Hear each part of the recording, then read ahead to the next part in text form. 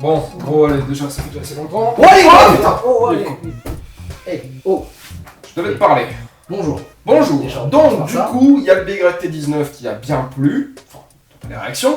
Cependant, ça fait depuis longtemps qu'on n'a pas fait un gros sujet de pute et on a besoin d'argent. Donc, qu'est-ce que tu proposes? Alors, je propose, mon grand, un épisode où on tape sur Mystery. Un sujet aussi stérile qu'inutile. N'est-il pas? C'est génial. Alors? Bah ils ont détesté. On est top tendance sur le Twitter. Ils ont même créé un hashtag, attends, mort sans W. Bah écoute, c'est parfait. Quoi? Bah ouais, maintenant qu'on a attiré l'attention, on va faire un épisode sur la publicité, on va raquer un max de thunes. Ouais. C'est que t'es machiavélique toi? Je suis un génie. Ouais. Qu'est-ce que tu regardes? Je sais pas.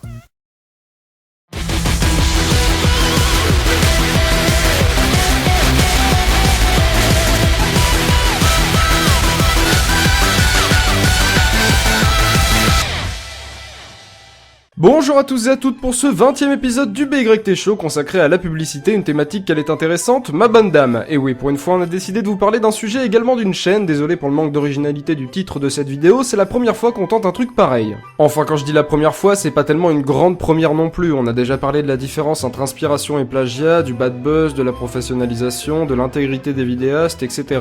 Là, ce que j'entends par première fois, c'est qu'on va d'abord parler du médium de la publicité et ensuite d'une chaîne axée autour de ce médium. Du coup, pour parler de la pub, on va d'abord définir ce qu'on va appeler la publicité dans cet épisode, histoire qu'on accorde nos violons avant de pisser dedans. J'ai une plume comparable à celle de Jean-Marie Bigard. La publicité est une forme de communication de masse dont le but est de fixer l'attention d'une cible visée, la plupart du temps un consommateur, afin de l'inciter à adapter un comportement souhaité, souvent relié à l'achat d'un produit. N'hésitez pas à vous abonner à la chaîne pour plus de bonheur et de félicité. Je vais aussi rappeler quelque chose que les gens oublient souvent, d'ailleurs trop souvent, surtout à ceux qui font des blagues de merde dans les commentaires quand on cite le nom d'une marque en vidéo, genre Coca-Cola. Oh là là, trop discret, placement de produit, on t'a payé combien FDP? Ça peut grave. Mais évoquer le nom d'une marque ou d'un produit n'implique pas automatiquement de faire de la pub, ça devient de la pub quand le but recherché est d'attirer l'attention sur l'objet évoqué. C'est pourquoi j'émets bien sûr quelques réserves concernant certaines vidéos de certains vidéastes dont bien sûr je tairai le nom, on n'est pas des salopards. Fils de pute! Quand un média possède une image positive auprès de l'opinion ou qu'il rassemble une grande partie de la population dans un cercle commun, il est éventuellement sujet, et même toujours sujet, à devenir un relais de la publicité. C'est pourquoi on en retrouve dans le sport, les jeux vidéo, les clips musicaux, la télévision, et ce qui nous intéresse ici, les vidéos sur internet. Et on va commencer par vous parler de la publicité dans sa forme la plus pure sur YouTube, les pré-rolls. Le pré-roll est un format d'affichage des publicités vidéo qui consiste à afficher le message publicitaire vidéo pendant quelques secondes avant la visualisation de la vraie vidéo que vous cherchiez à regarder. Alors souvent de nos jours c'est skippable après genre 5 secondes, mais d'autres ne le sont pas. Et j'imagine que vous vous en foutez royalement, surtout si vous utilisez AdBlock, l'extension magique des navigateurs sortie du cerveau de Vladimir Palent, développeur de software. Sauf qu'il y a bien une chose qu'on ne peut pas bloquer avec cet add-on incroyable, Que bien sûr vous désactivez quand vous venez sur notre chaîne. ce sont ces putains de placements de produits. Désolé d'encore s'enfoncer dans les définitions, mais elles étaient nécessaires pour bien cerner ce dont je vais parler après. Donc, le placement de produit est une technique publicitaire qui consiste pour une entreprise à placer sa marque ou son produit de manière la plus visible possible dans un média culturel qui sont ici les vidéos sur YouTube. Il est notamment plus efficace lorsque la marque joue un rôle actif dans la vidéo, et il se fait souvent à la suite d'un accord financier ou d'un échange de marchandises. Et malheureusement de nos jours, on voit de plus en plus de grosses têtes d'internet jouer les hommes sandwich pour se faire un peu plus de thunes. Et c'est pas contre le blé que je gueule, mais contre l'intégrité des mecs qui font ce genre de choses. Vous avez réfléchi au fait que des centaines de milliers voire de millions de personnes abonnées à vos chaînes n'ont pas forcément envie de voir de la publicité? Et ça c'est pour les gens qui en sont conscients, mais tout le public qui perçoit pas la pub, c'est du bourrage de crâne pur jus que vous effectuez sur votre propre public. C'est dégueulasse. Eh ben oui, c'est censé être naturel. Alors on peut se dire il y a qu'à juste éviter de regarder les vidéos avec des placements de produits ou à faire gaffe aux vidéastes qui ont l'habitude de ce genre de pratique, comme ça on évite toute l'emprise qu'elles peuvent avoir sur nous ces putains de publicités. Mais il y a des cas où ni AdBlock ni votre prudence ne pourront vous sauver, des cas où la publicité est tellement intrusive que la publicité est le fondement de la vidéo en elle-même, où le ressort de la vidéo entière repose sur une marque ou un putain de produit. Et pour ce cas incroyable de ce que je considère comme étant les bas-fonds d'internet, pire que des vidéos japonaises complètement hardcore ou des russes infligeant des blessures corporelles sous crack, Mesdames, mesdemoiselles, messieurs, bienvenue sur la chaîne de Oasis Be Free. Tan tan tan. Donc la chaîne Oasis Bifruit a été créée le 26 février 2010 et elle comptabilise actuellement un total de plus de 40 millions de vues. Vous pourrez y trouver des clips, des spots télévisuels, des campagnes de pub, des making-of, des reportages, etc. Alors c'est une chaîne qui appartient à une grande compagnie et ce qui peut surprendre c'est qu'elle a quand même plus de 120 000 abonnés. Mais ce qui nous intéresse sur cette chaîne, c'est deux types de vidéos en particulier. En premier lieu, on a des parodies de vidéos virales version Oasis Bifruit, genre le dramatique Chimpunk, le Black Ninja ou le livre Britney Alone. Et chose intéressante, elles ne sont pas passées à la télé mais ont juste été créées pour viser les internautes. Et les internautes sont surtout des jeunes entre 12 et 30 ans, des jeunes internautes qui, comme les commerciaux de chez Oasis ont dû le remarquer, adorent partager les trucs viraux complètement cons ou les reprises des mêmes. Et avant de commencer réellement le raisonnement, on va s'intéresser aussi au deuxième type de vidéo qui est une web-série d'animation qui a eu un certain succès. En gros, ça consiste à chaque épisode à une succession d'événements random au point de départ assez lambda.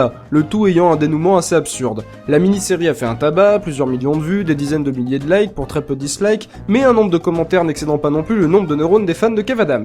Ah, et on m'annonce dans l'oreillette que c'est du harcèlement prononcé. Tout à fait, mon cher Jean-Michel, on peut dire qu'on aime lui mettre profond. Avec du beurre, en Ou effet. même sans beurre, du beurre salé, du beurre sucré, peu importe, on aime lui mettre profond et c'est ça le plus important dans ce sport. Alors pourquoi vous parlez de cette chaîne? Eh bien c'est surtout parce que quand je suis tombé dessus par hasard, j'ai quand même vu 120 000 putains d'abonnés, sérieux.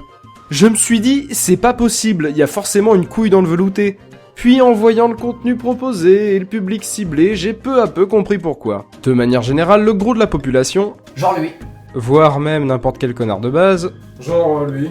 est assez hostile face à la publicité, à l'emprise grandissante de celle-ci dans notre société. Certains dénoncent parfois le matraquage publicitaire et remettent en cause la légitimité de celle-ci. Elle serait selon les mêmes personnes un des principaux vecteurs de la favorisation du futile à la place du nécessaire dans nos vies. Et malheureusement, le bon gros morceau de cette même population la plus influençable par la publicité est sur internet et les réseaux sociaux. Je veux dire, ils s'abonnent pas pour la qualité des vidéos de la chaîne Oasis, bien que l'animation soit pas dégueulasse et que les jeux de mots restent quand même un cran au-dessus des blagues carambars, je dirais plutôt que c'est comparable au petit like innocent qu'on laisse sur une page Facebook.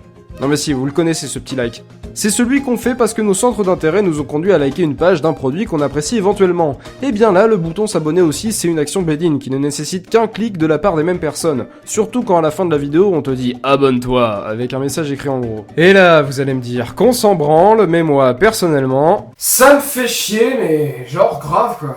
Alors, il existe de bonnes pubs, comme les pubs sociales, qui ont pour but de renseigner et d'informer la population de certains dangers dus à l'alcool, le tabac, la drogue, les violences familiales, etc. Le tout dans le but de faire des citoyens plus actifs qui vont contribuer à l'amélioration de la vie en société. Les placements de produits, de leur côté, servent aussi à financer des clips ou des journaux qui n'ont pas forcément des budgets colossaux. Et finalement, dans tout ce grand merdier, la publicité est un des moteurs, voire le moteur de l'économie et de la communication des entreprises avec le public. Et pourtant, malgré tous ces bons points que la publicité peut avoir dans nos médias actuels, je suis désolé, mais ça me dégoûte toujours autant de voir une chaîne dont l'essence des vidéos est basée sur le fait qu'on veut vous vendre une marque ou un produit.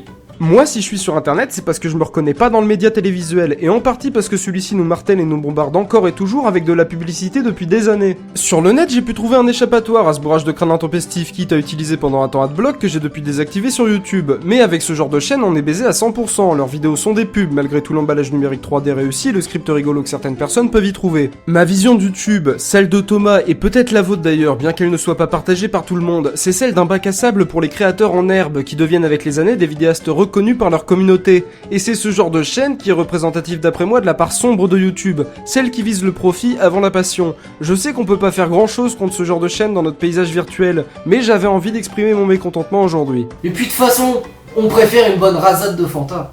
Je vous remercie d'avoir suivi ce 20e épisode du BYT Show, déjà le 20e, nom de Dieu. Vous pouvez vous abonner à la chaîne et partager sur les réseaux sociaux, laisser un like et même un commentaire s'il vous reste encore assez d'énergie. C'était les 100W qui vous font de gros bisous et à la prochaine.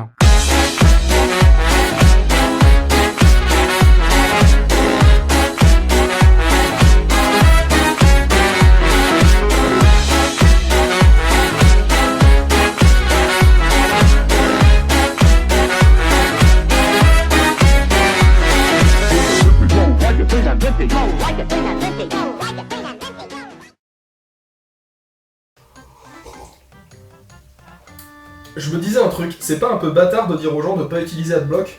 Surtout qu'on l'utilise nous-mêmes. Tu l'utilises sur notre chaîne? Non.